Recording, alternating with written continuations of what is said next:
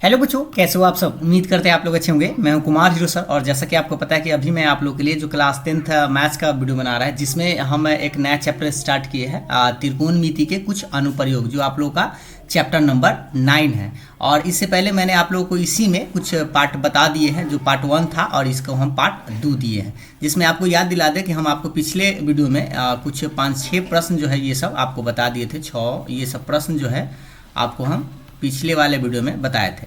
तो आज के इस क्लास में हम आगे आपको बढ़ाएंगे। ये आप लोगों का पार्ट 1 था, उसके बाद हम स्टार्ट कर रहे हैं पार्ट 2, जो कि आप देख सकते हैं यहाँ पर एक ट्रायंगल वाला, एक समकोण त्रिभुज वाला हम आपको बता दिए थे।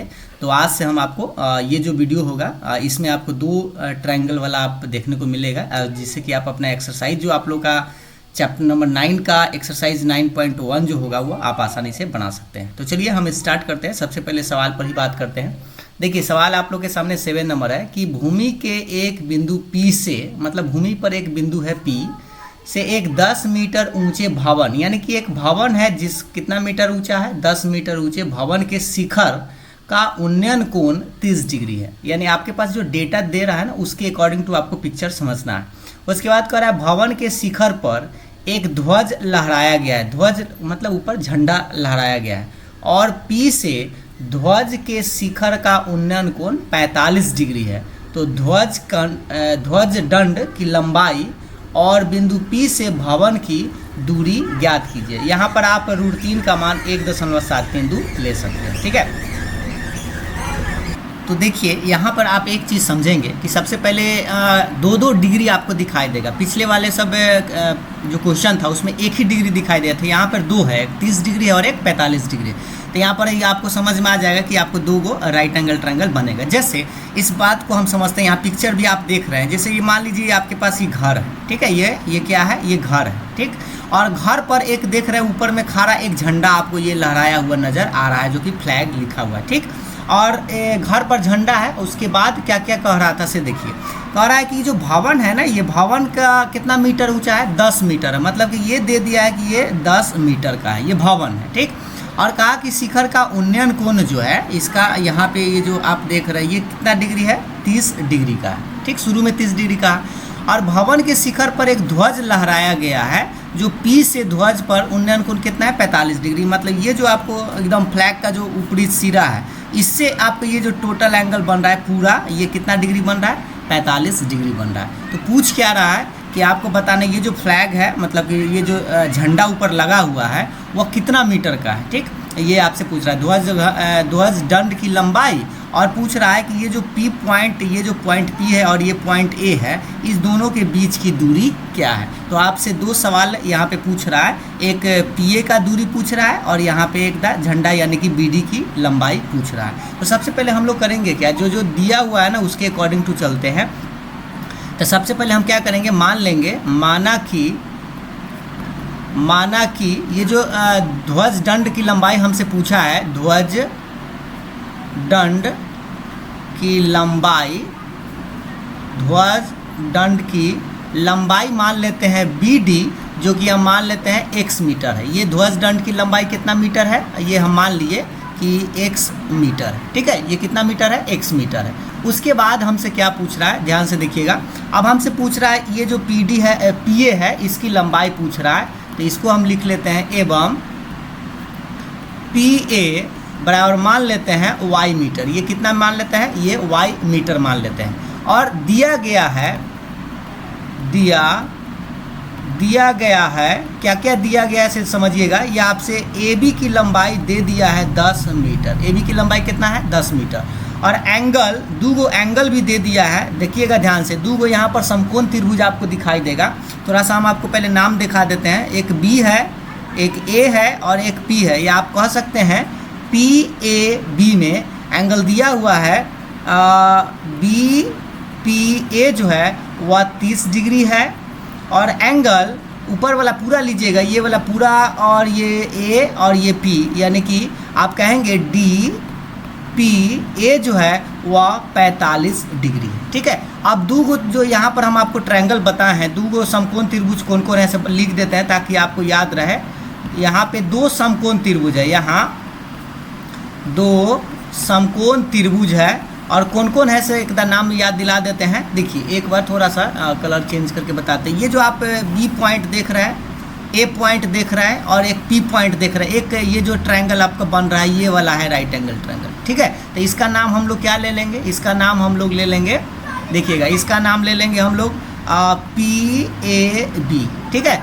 एवं और एक और समकोण त्रिभुज आपको दिखाई देगा पूरा बड़ा वाला, एक है डी ए और एक है पी, यानी कि पूरा ही यहाँ से लेके ये जो पूरा बन रहा है बड़ा वाला उसका नाम लेंगे, यानी कि क्या क्या कहेंगे, P A D, P A D, ठीक है। तो ये ट्रायंगल आपको दो समकोण त्रिभुज बन रहा है, इसी दो समकोण त्रिभुज में आपको कुछ निकालना है। तो चलिए अब हम निकालते हैं। अब समकोण त्रिभुज बात करिए, अब लिखिए समकोण त्रिभुज, समकोण त्रिभुज। पहले आप छोटा वाला में ही बात कीजिएगा, तो छोटा वाला ट्रायंगल कौन सा है, पी ए बी में, ठीक है, पी ए बी में। अब आप देखिए कि ये वाला हाइट 10 मीटर दिया गया है, ये y है, तो हम tan लगाएंगे क्योंकि tan थीटा बराबर आप जानते हैं कि p/b होता है, तो tan आप लगाएंगे 30 डिग्री क्योंकि नीचा में 30 है।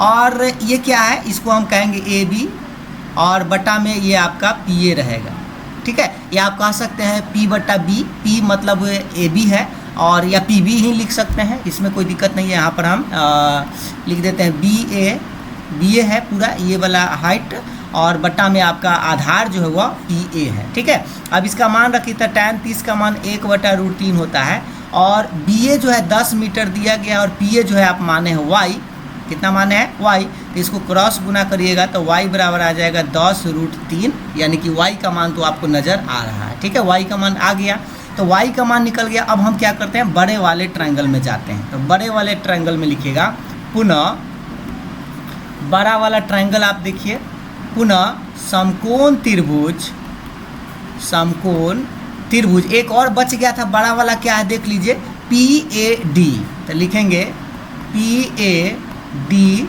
में। तो अब आप बताइए यहाँ पर आपको tan 45 लेना होगा क्योंकि बड़ा वाला एंगल 45 डिग्री है। आप देख सकते हैं ये पूरा जो बन रहा था कितना डिग्री है, 45 डिग्री है।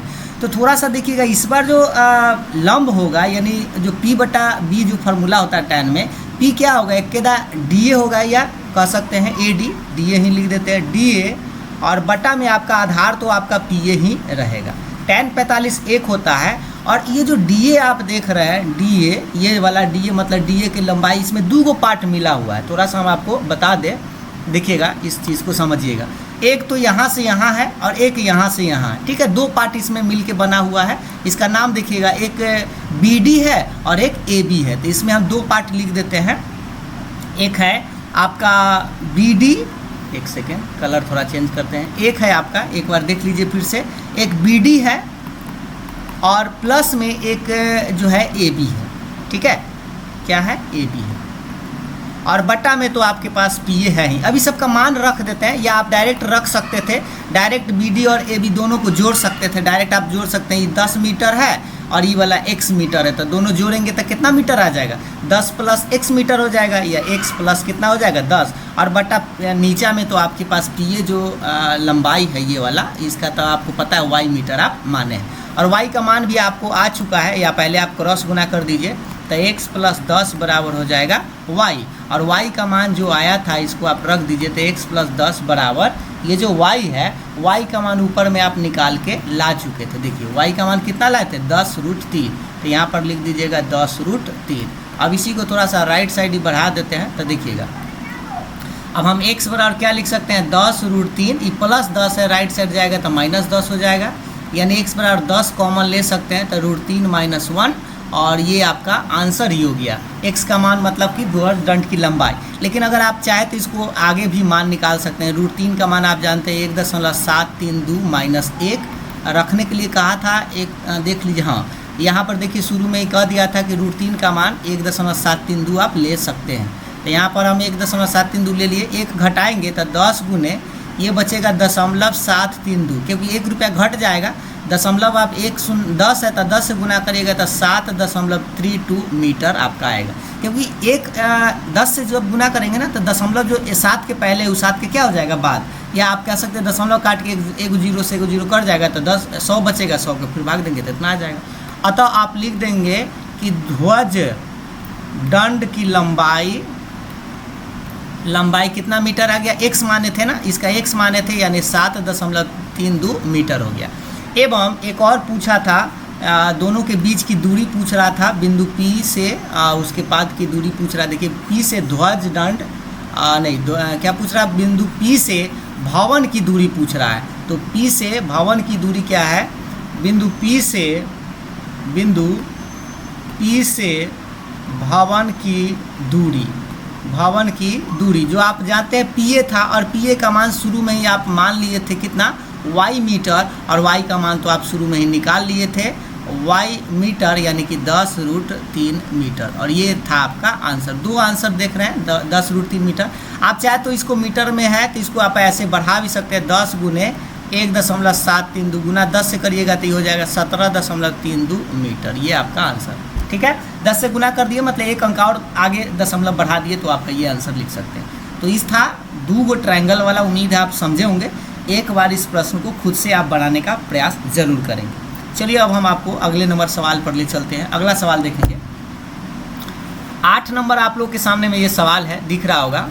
एक समतल जमीन पर खड़ी मीनार, मतलब समतल जमीन है उस पर एक खड़ा मीनार है कि छाया उस स्थिति में 40 मीटर अधिक लंबी हो जाती है जबकि सूर्य का उन्नांश यानी कि अल्टीट्यूड जो है वो 60 डिग्री से घट के 30 डिग्री हो जाता है। अर्थात छाया के एक सिरे से मीनार के शिखर का उन्नयन कोण कै डिग्री हो जाता है, 60 डिग्री है।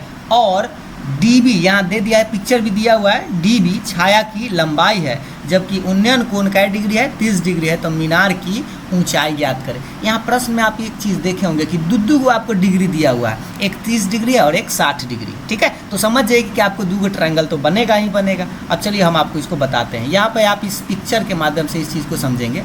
जैसे देखिए ये आपका ये जो मीनार है, पहले यहाँ पर पिक्चर देख रहे हैं, ये भी आपका एक मीनार था। ये जो मीनार है ये पहले क्या है कि यहाँ इसका छाया इतना था, ये CB इसका छाया पहले इतना पड़ रहा था, तो छाया पड़ रहा था तो कै डिग्री था, 60 डिग्री था। ठीक, अब ये जो है झुक के मतलब छाया इसका बढ़ गया, इधर आ गया छाया इसका और बढ़ा गया, कितना बढ़ गया, 40 मीटर और बढ़ गया। तो 40 मीटर जैसी बढ़ेगा तो एंगल घट जाता है, कितना डिग्री हो रहा है, 30 डिग्री। पहले 60 डिग्री था, पहले कितना डिग्री था, 60 डिग्री था, अब उसके बाद वो क्या डिग्री हो गया, 30 डिग्री हो गया। तो आपसे पूछ रहा है कि जो मीनार की ऊंचाई है ये वाला, ये कितना मीटर है। तो सबसे पहले हम मीनार की ऊंचाई को मान लेंगे x मीटर है, और यहाँ से यहाँ ये दूरी जो है 40 मीटर है, और ये वाला दूरी न पता है तो इसको हम मान लेते हैं y मीटर है, और एंगल तो आपको पता है ही। अब आप 2 ट्रायंगल यहाँ पर 2 समकोण त्रिभुज दिखाई दे रहा होगा, उसका हम पहले नाम लिख लेते हैं। चलिए आपको बताते हैं। सबसे पहले क्या करिए, माना कि मीनार की ऊंचाई एक सेकेंड, मीनार की ऊंचाई मान लेते हैं आपका AB है, AB बराबर मान लेते हैं x मीटर है। ठीक है, एवं पिक्चर से आप सब चीज़ देख पा रहे होंगे कि BC बराबर हम y मीटर मान लेते हैं, और DC या CD कह सकते हैं 40 मीटर दे रखा है। ठीक है, तो अब यहाँ से आप एक चीज़ समझ सकते हैं कि ये पूरा अगर मान लीजिए यहाँ से लेकर यहाँ तक आपसे पूछे, मतलब BD की लंबाई पूछा जाए, BD की लंबाई, तो क्या कहेंगे, 40 में y जोड़ देंगे यानी कि 40 + y या y + 40, क्योंकि यहाँ से यहाँ 40 है और यहाँ से यहाँ y माने तो टोटल कितना हो जाएगा, 40 + y मीटर। ठीक, यह समझ गया। अब 2 हम आपको समकोण त्रिभुज दिखाते हैं। यहाँ पे 2 समकोण त्रिभुज आपको दिखाई देगा, यहाँ 2 समकोण त्रिभुज है, समकोण त्रिभुज। एक नाम दे देते हैं, देखिएगा ध्यान से, एक है CBA, चाहे कह सकते थे ACB, एवं एक त्रिभुज कौन सा है, एक बड़ा वाला, ध्यान दीजिएगा DBA, ये वाला देखिए, एक बार ये वाला पॉइंट है और एक बड़ा वाला, ये B पॉइंट है और एक A पॉइंट है। तो बड़ा वाला जो त्रिभुज है वो बड़ा समकोण त्रिभुज है, और ये छोटा वाला जो आप ये देख रहे हैं 60 डिग्री वाला सिर्फ देख रहा है ये। और बहुत बच्चा क्या है इसको ऐसे समझ लेता है, थोड़ा सा कंफ्यूज मत होइएगा, ये छोटा वाला पार्ट ये सिर्फ ये ट्रायंगल नहीं है, ये ट्रायंगल है, समकोण त्रिभुज नहीं है, इसीलिए इसको ऐसे ना समझिएगा। इसलिए जब भी आप समझेंगे तो ये पूरा बड़ा पार्ट लेना होगा ऐसे। एक बार हम आपको कलर करके बता देते हैं, देखिए ये वाला बड़ा ट्रायंगल ऐसे लिया जाए। ठीक, और छोटा वाला तो आप देख रहे हैं ये वाला आपका सिर्फ ये छोटा वाला। उम्मीद है आप इस चीज़ को आप समझ पाए होंगे। अब चलिए अब दोनों ट्रायंगल में बात करते हैं। अब आपसे निकालना क्या हुआ आप समझ गए हैं। चलिए अब हम लिखते हैं, अब समकोण त्रिभुज ये 60 डिग्री वाला पहले ले लेते हैं। तो समकोण त्रिभुज नाम दे दीजिए क्या है, ACB या CBA भी बोल सकते हैं, ठीक है, ACB या CAB बोल सकते हैं। CAB में अब आप बताइए, या BCA कह सकते हैं, जैसे मन तैसे कह सकते हैं। बताइए tan लगाइएगा 60 डिग्री, और tan 60 बराबर क्या होता है, P/B होता है। P कितना है, AB है, और आधार आपका ये BC है, यानी कि कहेंगे AB/BC। tan 60 का मान √3 होता है। AB मान लिए हैं हम x मीटर हटा दीजिए, x सीधा लिखिए, और BC माने हैं y, यानी कि इसको अगर हम तिरछी क्रॉस गुना करें तो हमें मिल जाएगा x बराबर √3y, जो कि समीकरण आपका एक बन जाएगा, ठीक है। तो ये 60 से हम निकाल लिए। अब बड़ा वाला ट्रायंगल पर बात करते हैं, यानी कि ADB में बात करते हैं, ठीक है। अब चाहे पुनः समकोण त्रिभुज ये बड़ा वाला ट्रायंगल देखिए एक बार क्या है, ADB है, तो लिखेंगे ADB में बड़ा वाला ट्रायंगल पर बात करते हैं। तो इसमें भी tan ही लगाएंगे, और इस बार हमें क्या डिग्री है, 30 डिग्री है। तो 30 डिग्री पर बात करेंगे तो हमें लंबाई देखिए, P का मान तो AB ही रहेगा, P का मान AB ही रहेगा, और B जो हो जाएगा इस बार जो है आधार जो है ये पूरा हो जाएगा। देखिए यहाँ से लेके यहाँ तक, यानी कि क्या, BD लिखिएगा, बट्टा में क्या लिखिएगा, BD। अब इसका मान आप रखिए। तो tan 30 आप जानते हैं 1/√3, AB तो आप x मीटर माने हैं, और ये जो BD है, BD तो दोनों मिल के बनेगा 40 और प्लस में y। यहाँ पर हम शुरू में निकाल भी दिए थे, देखिए BD बराबर कितना, 40 + y, या y + 40 कह सकते हैं। तो 40 + y रख दिए। अब इसको तिरछी क्रॉस गुना करिए, तो ये आपको बनेगा कितना, देखिए ये आपको बन जाएगा 40 + y बराबर √3 × x, ठीक है। अभी 40 छोड़ दीजिए, ये जो y है, y का मान या x का मान आप निकाल के लाते, चलिए y को छोड़ देते हैं, बराबर √3। ये जो x का मान हम शुरू में निकाल लिए थे, जो जिसका मान आप निकाल लीजिएगा, यहाँ पर आप देख सकते हैं समीकरण 1 दिख रहा होगा, x बराबर कितना लाए थे, √3 × y। तो इस x के जगह पर हम यहाँ पर लिख देते हैं √3 × y, इस x के जगह पर इतना। अब इसको बढ़ाइए, तो 40 + y, इसको √3 में √3 से तो सीधा 3 हो जाएगा, ये 40 इधर छोड़ दीजिए, 3y - y हो जाएगा इधर। अब इसी को आगे बढ़ाएंगे तो 40 बराबर हमें मिलेगा 2y, कट के y बराबर कितना आएगा, 10 दूना ये हो जाएगा, कटेगा 20, तो 20 मीटर आपका आएगा y का मान। लेकिन y कौन था, y तो आपके पास ये था, BC था, ठीक है। और लेकिन आपसे मीनार की ऊंचाई पूछा है, तो मीनार की ऊंचाई के लिए आपको x का मान निकालना ज़रूरी है। अब x के मान निकालने के लिए समीकरण 1 में रख देंगे, समीकरण 1 से। समीकरण 1 आप एक बार देखिए कितना है, x बराबर √3 × y है, तो x बराबर है √3 × y। अब आप बताइए, x तो रहेगा, √3 भी रहेगा, और y का मान कितना ला है, 20, यानी कह सकते हैं x बराबर आ गया 20 √3 मीटर। और इसमें मान रखने के लिए कहा है कि नहीं, √3 का मान नहीं रखने के लिए कहा है, तो छोड़ दीजिए, यानी कि आप कह सकते हैं अतः मीनार की ऊंचाई जो है वो आप AB माने थे, और AB का मान कितना आया है, 20 √3 मीटर, और ये रहा आपका आंसर। तो थोड़ा सा धीरे धीरे आप इस बात को समझ पाए होंगे कि दो आपको समकोण त्रिभुज दिखेगा, उसमें आपको धीरे धीरे दोनों ट्रायंगल को लेकर और एक बार समीकरण बना के आपका मान निकल जाएगा, ठीक है। इस सब सवाल को एक बार जरूर बनाएगा, और एक्सरसाइज का प्रश्न तो आपको ऐसा मिलेगा ही। चलिए अब हम इस टाइप के प्रश्न को देखते हैं, 9 नंबर। ऐसा भी सवाल आपको देखने को मिल सकता है आपके एक्सरसाइज में। देखिए अब इस सवाल को, थोड़ा सा ये बड़ा है लेकिन आप धैर्यपूर्वक समझेंगे इस चीज़ को। देखिए, एक बहुमंजिल भवन का मतलब होता है कई उसमें तल्ला है, के शिखर से देखने पर, शिखर मतलब कि आप एकदम बहुत बड़ा बिल्डिंग पर खड़ा हो गए, जिसमें ये मान लीजिए कि आपके पास पॉइंट देख लीजिए एक बार, हम आपको कहते हैं ये पॉइंट P है, ठीक है। अब यहाँ से आप देख रहे हैं, तो जैसे ही आप छत पे से देखिएगा नीचे की तरफ, मान लीजिए यहाँ पर एकदा A को देख रहे हैं, एकदा कहाँ देख रहे हैं, B को देख रहे हैं, ठीक, नीचे देख रहे हैं, तो ये तो ऊपर में एंगल बनेगा, ऊपर में एंगल बनता है, तो कौन सा एंगल बनता है, अवनमन कोण। तो यहाँ पर वो कह रहा है, देखिएगा ध्यान से, एक चीज़ को समझते रहिएगा, कह रहा है एक बहुमंजिल भवन के शिखर से देखने पर एक 8 मीटर ऊंचे भवन के शिखर और तल के अवनमन कोण क्रमशः 30 डिग्री और 45 डिग्री है। तो बहुमंजिल भवन की ऊंचाई, मतलब बहुमंजिली मतलब सबसे बड़ा जो भवन है उसका ऊंचाई और दो भवनों के बीच की दूरी ज्ञात करना। मतलब दो भवन के बीच की दूरी, जैसे इसको पिक्चर से समझिएगा, मान लीजिए छोटा वाला भवन जो है ना वो AB है, ठीक, और बड़ा वाला जो भवन है ना वो पूरा यहाँ से लेके PC है, पूरा बड़ा भवन क्या है, PC है, ठीक।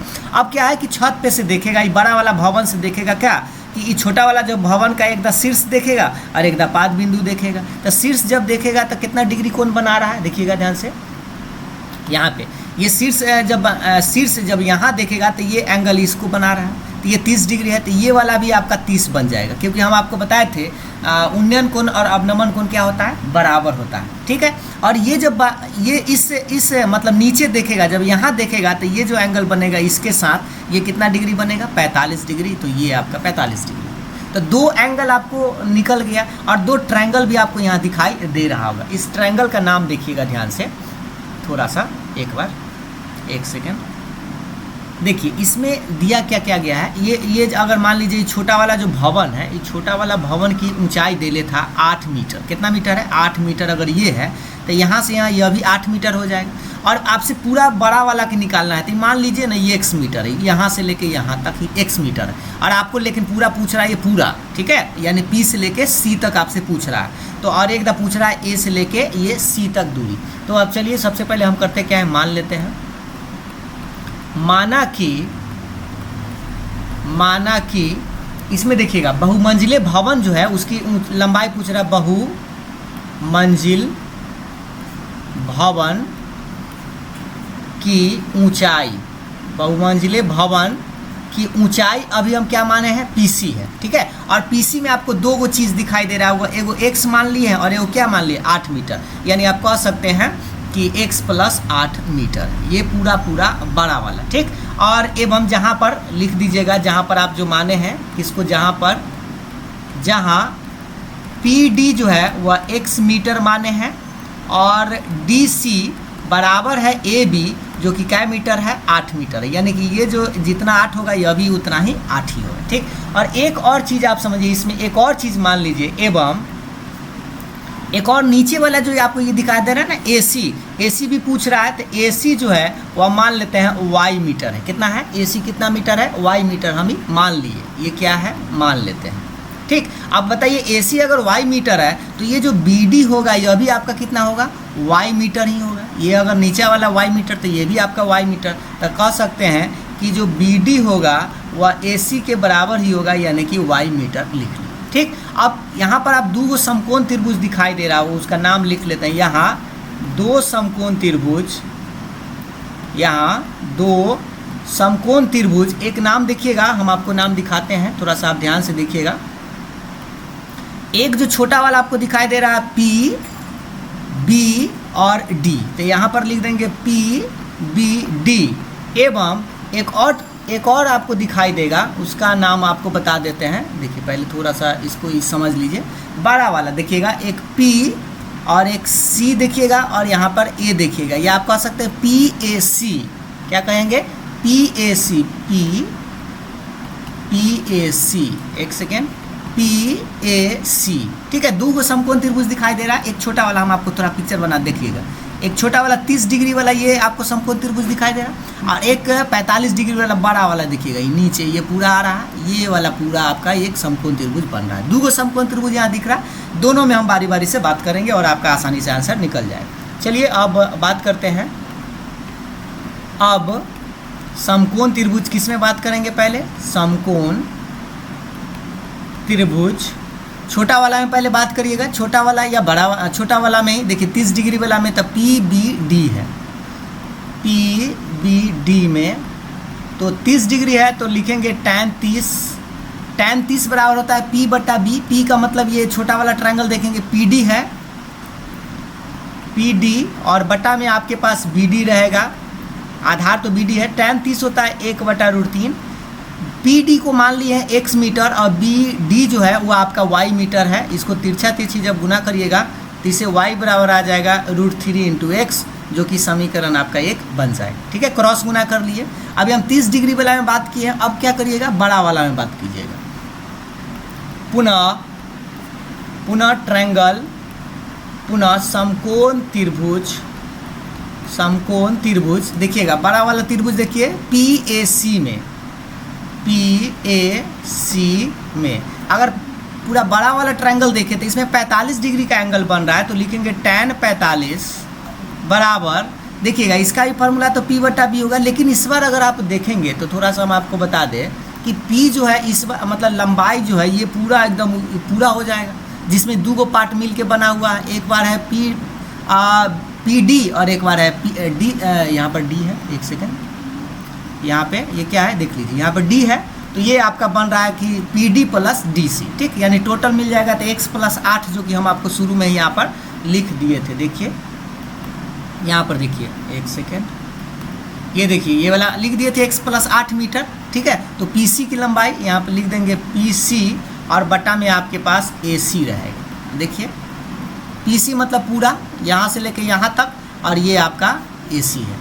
अब आप बताइए दोनों का मान रखिए, तो tan 45 1 होता है, PC आप x + 8 लिखेंगे। अब x + 8 क्यों, समझ लीजिए, क्योंकि यहाँ से x है और ये वाला कितना है 8 है, तो टोटल जोड़ना पड़ेगा, तो इसलिए जोड़ दिए।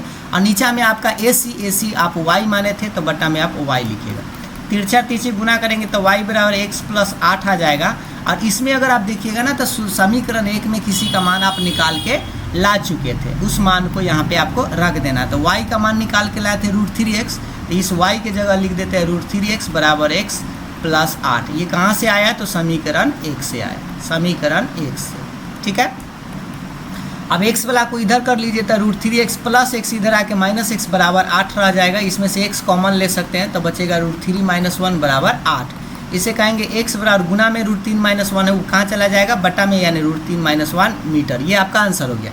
लेकिन अगर मान लीजिए इतना न हो तो इसको हर का परिमेयकरण करना आपको पड़ सकता है। तो √3 - 1 है, तो √3 + 1 से गुना और √3 + 1 से भाग, तो ये बन जाएगा 8 × √3 + 1 ऊपर में, और नीचा में एकदम माइनस है एकदम प्लस है, तो a² - b² इसको लिखा जा सकता है। 8 √3 + 1 और नीचा में हो जाएगा सीधा 3, क्योंकि √3 का स्क्वायर सीधा 3, 1 का स्क्वायर 1 होता है।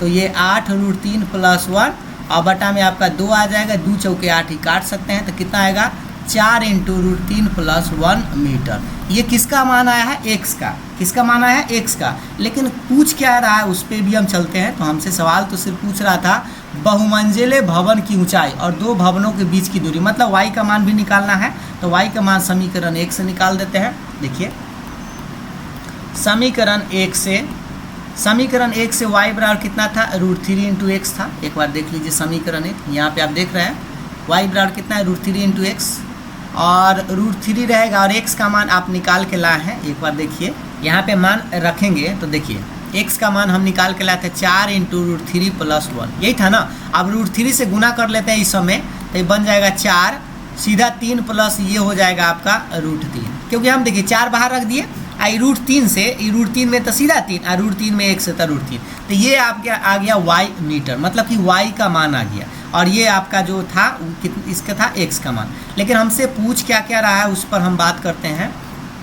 हमसे पूछ रहा था बहुमंजिले भवन की ऊंचाई, तो बहुमंजिले भवन में आपका x भी था और 8 भी था, दोनों को जोड़ना पड़ेगा।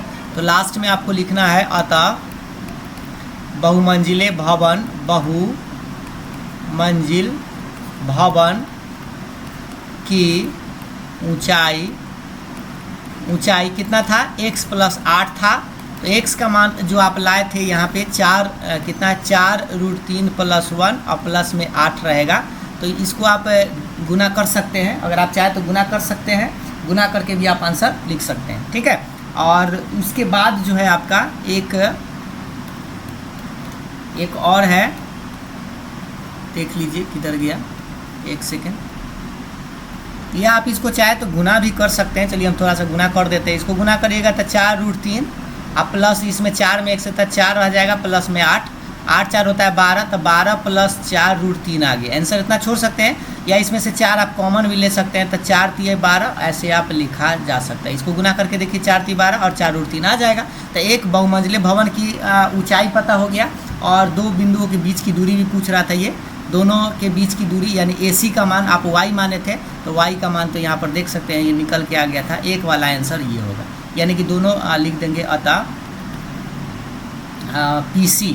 अतः पहले देख लेते हैं सवाल में क्या लिखा हुआ था, दो भवनों के बीच की दूरी, तो आप लिख सकते हैं नीचे में लिख दीजिएगा, अतः दो भवनों के बीच की दूरी कितना हो जाएगा, ये हो जाएगा 4 × 3 + √3 मीटर। और यही हमें लगता है दोनों तो आपका आंसर जो है वो आपका सेम ही आया है, ठीक है।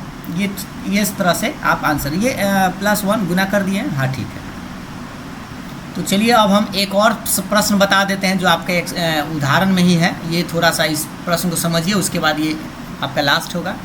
10 नंबर कह रहा है कि एक नदी के पुल कि एक बिंदु, नदी मतलब पुल आप समझ रहे हैं, जैसे यहाँ पर पुल, पिक्चर से ही समझिएगा इस बात को। ये आपको पुल दिखाई दे रहा है ऊपर में, रोड है ना, इस नदी पुल पर एक पॉइंट हम P ले लेते हैं। पॉइंट क्या लिए है, P लिए हैं। पॉइंट आपका ये क्या है, P है, ठीक। और उसके बाद क्या कह रहा है, उसके अकॉर्डिंग टू चलते हैं। देखिएगा कि कह रहा है कि नदी के सम्मुख किनारों, किनारा मतलब ये किनारा हो गया, दोनों तरफ से ये किनारा आपको दिखाई दे रहा है, पर अवनमन कोण 30 डिग्री और कितना डिग्री है, 45 डिग्री। तो देखिए अवनमन कोण तो ऊपर में बनता है, तो यहाँ पर देख लीजिए ऊपर में एक बार 30 डिग्री यहाँ पर दिया गया और एक बार इधर 45 डिग्री है, क्योंकि किनारा का है तो एक तरफ 30 और एक तरफ 45, कोई भी आप ले सकते हैं, इधर 30 या इधर 45, उससे कोई दिक्कत नहीं होगा मान। और उसके बाद कह रहा है यदि पुल के किनारों से 3 मीटर की ऊंचाई पर हो, मतलब कि ये जो ज़मीन से यानी कि जो पानी का स्तर है उससे ये जो पूरा कितना मीटर ऊंचा है, 3 मीटर ऊंचा है, जो कि यहाँ पे आप देख सकते हैं। और कह रहा है तो नदी की चौड़ाई ज्ञात कीजिए। तो देखिए नदी की चौड़ाई क्या होगा, नदी की चौड़ाई आपका ये वाला होगा AD और प्लस में क्या होगा DB या BD कह सकते हैं। तो ये दो आपको यहाँ पे समकोण त्रिभुज दिखाई दे रहा होगा। एक बात हम आपको समझा दें कि आप ये समझ गए कि अगर ये 30 डिग्री है तो ये भी यहाँ पर कितना डिग्री बनेगा, 30, क्योंकि दोनों एंगल बराबर होगा। उसी तरह से अगर ये 45 है तो इधर ये कितना बनेगा, 45 डिग्री बनेगा, ठीक। अब यहाँ पे दो समकोण त्रिभुज आपको दिखाई दे रहा होगा। एक समकोण त्रिभुज पहले हम मान लेते हैं, देखिएगा ध्यान से। माना कि नदी की चौड़ाई जो हमसे पूछ रहा है, नदी की चौड़ाई क्या होगा, AB होगा। AB में 2 पार्ट मिलके बना होगा, AD और प्लस में DB, ठीक है। ये मीटर हम मान लिए, ठीक। ये तो हमें निकालना होगा, AD का मान DB का मान निकाल के और रख देना होगा तो आंसर आ जाएगा। अब यहाँ पर आपको दिख रहा होगा, यहाँ दो समकोण त्रिभुज आपको दिख रहा होगा। समकोण त्रिभुज कौन कौन है, नाम देखिएगा, PAD एवं एक है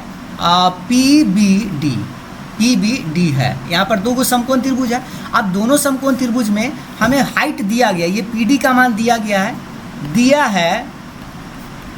क्या दिया है, PD का मान दे दिया गया है 3 मीटर, ठीक है। और हमारे पास AD नहीं पता है और DB नहीं पता है, तो इसको हम X और Y करके मान सकते हैं। तो AD बराबर हम मान लेते हैं X मीटर और BD बराबर मान लेते हैं Y मीटर। ये क्या है, माना है, ठीक, ये मान लीजिए। अब आप बारी बारी से दोनों समकोण त्रिभुज में बात करिए और आपका आंसर निकल जाएगा। तो लिखिए अब समकोण त्रिभुज नाम देख लीजिए, P 45 डिग्री वाला ही पहले ले लेते हैं, ठीक है। PBD में, या आप 30 वाला भी ले सकते हो, उससे कोई दिक्कत नहीं होगा। तो tan 45 वाला लिए हैं, ध्यान से देखिएगा, B एंगल लिए हैं, तो 45 बराबर P का मान तो ये आपका PD हो जाएगा और B आधार यानी कि DB या BD कह सकते हैं। tan 45 एक होता है, PD यानी कि ये जो खाड़ा है वो 3 मीटर दिए हुए था और BD नहीं पता है, BD को हम मान लिए थे, देख लीजिए कितना, Y यानी कि Y, इसको क्रॉस जब गुना करिएगा तो Y बराबर कितना आएगा, 3, यानी कि कह सकते हैं कि जो Y था BD बराबर आ गया है 3 मीटर। ये समझ में आ गया, BD का मान निकल गया। अब हम निकालते हैं दूसरा ट्रायंगल, पुनः समकोण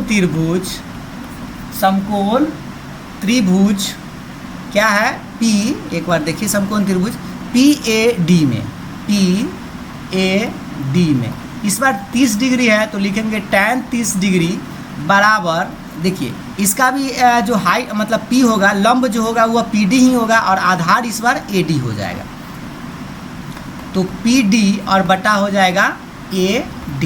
देख लीजिए आधार कितना है, AD। अब इसमें मान रखिए तो tan 30 होता है 1/√3 और पी डी तो 3 रहेगा, और ए डी जो है आप x माने थे या ए डी भी छोड़ सकते हैं, न ये भी लिख सकते थे, ए डी का ए डी ही लिख सकते हैं, उससे कोई दिक्कत नहीं है। गुना करेंगे तो x बराबर आ जाएगा 3√3, ठीक है। और इसका मतलब x जो था वो तो आप क्या था, ए डी था, तो ए डी बराबर हो गया 3√3 मीटर। तो दो मान आप निकाल लिए हैं, ए डी का मान और बी डी का मान, ए डी और बी डी निकाल लिए हैं। तो आपसे बहुमंजिल क्या पूछ रहा है, नदी की चौड़ाई, यानी कि लास्ट में आपको इस दोनों को जोड़ देना है। तो लिखना है अतः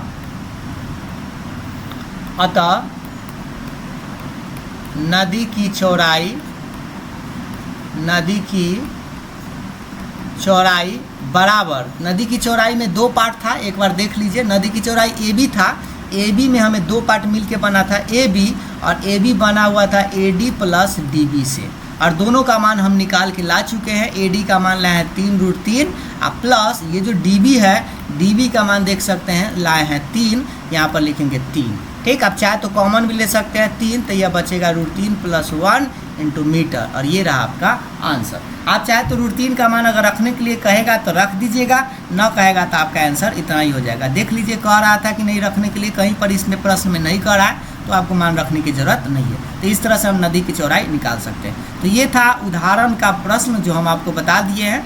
एक बार इस सब प्रश्न को खुद से बनाइएगा, दोबारा जब बनाएंगे तब जाके आपको ये सब पूरा बेहतर एकदम लगेगा कि हाँ अब आप खुद से बना सकते हैं। और अगर आप इस दोनों पार्ट 1 पार्ट 2 देख लिए हैं, ये जो आपको हम पार्ट 1 और पार्ट 2 बताए हैं, ये पार्ट 2 है, और पार्ट 1 अगर ये सब देख लिए हैं बेहतर ढंग से, अगर 2 बार ज़रूर देख लीजिएगा, वीडियो चलाकर आप एक बार फिर से रिवाइंड कर लीजिएगा ताकि सारा चीज़ याद हो जाएगी। ये पार्ट 1 था, और उसके बाद ये जो अभी हम आपको बताए थे ये पार्ट 2 था। दोनों वीडियो देखने के बाद आपको करना क्या है, आप अपना NCERT एक्सरसाइज में जाएंगे, और एक्सरसाइज जो है आपका NCERT एक्सरसाइज आपको देखना है 9.1, एक ही एक्सरसाइज ही है, और इसमें आपको 10 से 12 को सवाल है, इस सब सवाल को आपको बनाना है। तो पहले आप ट्राई आज ज़रूर करेंगे। हम कल जो अगले क्लास होगा उसमें हम आपको 9.1 का एक्सरसाइज का क्वेश्चन बताएंगे, ठीक है। वीडियो पसंद आया तो लाइक शेयर जरूर करिएगा, आप अपना राय विचार कमेंट करके हमें ज़रूर बताइएगा। Thank you.